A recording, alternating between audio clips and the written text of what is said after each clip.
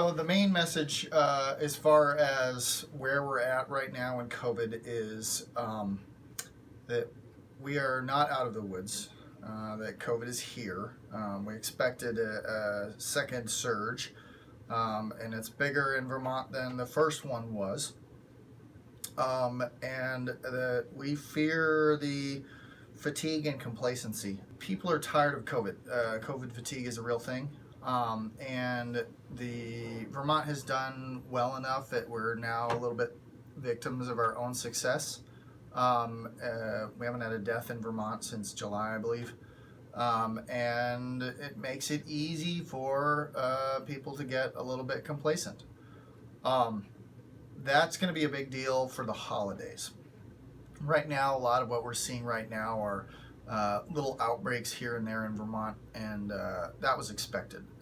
As the governor and the state government opened up businesses and activities and reduced travel restrictions, we expected more interaction between people, particularly this time of year. People are all inside, so that interaction is in a closed space, which is higher risk, and numbers are going up. So that's not a surprise. The question now is, can we handle where we're at? Are we going to have to shut back down again? Because, this is not influenza, and roughly 1,000 Americans a day plus are dying of COVID right now. This is a big deal. The big fear that I have is that with this complacency, we're seeing little interactions between people that are resulting in transmission, like the hockey arena.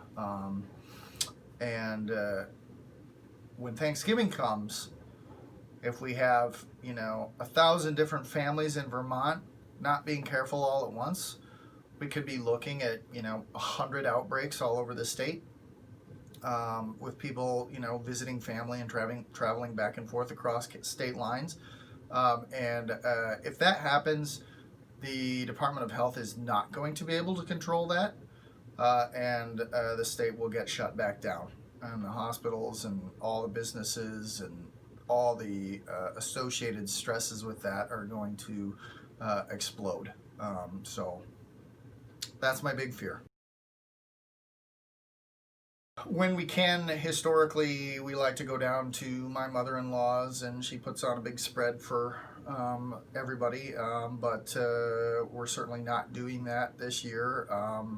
And with the discounting the surge, there are people in my family that are high risk, and so we just haven't had a lot of family interaction this year, and right now the plan is not to change that. The inconvenience and the disappointment in not seeing people is far less than seeing them in an intensive care unit. So it'll be the four of us at home with our dogs.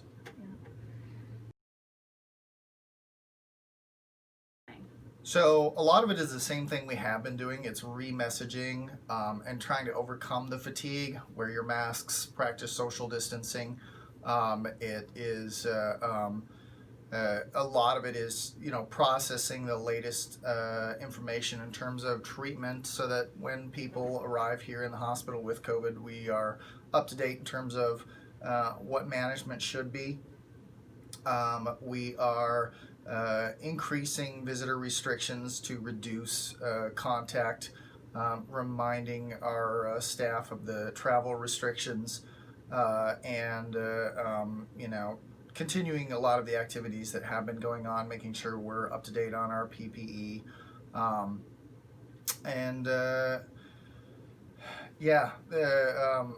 don't expect that we're going to get a surge that will overwhelm the hospital. We could very easily get a number of very sick COVID patients here, but if we reach that point, I fully expect the governor to shut the state down again.